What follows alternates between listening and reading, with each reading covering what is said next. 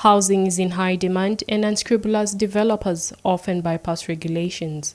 Construction authorities have warned of unsafe buildings.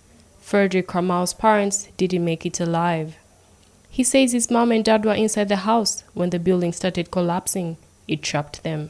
He says when the ambulance came to rescue them, they found them already dead.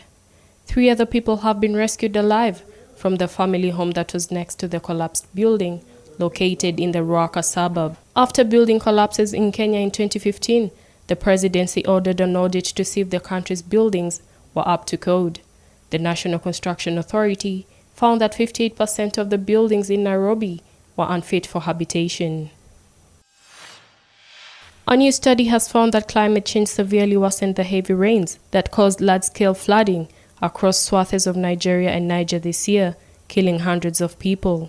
The floods were recorded as the worst ever in the two countries.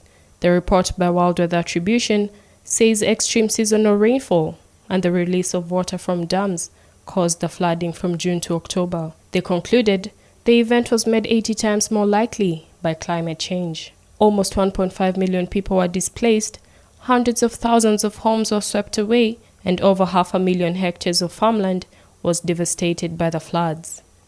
Some Nigerian states, especially coastal ones where water flows in the river Niger, Africa's third longest river, and by far the most important in West Africa, and the Benue River, are no strangers to such problems. But this year's deluge in Nigeria is among the worst the country has ever seen.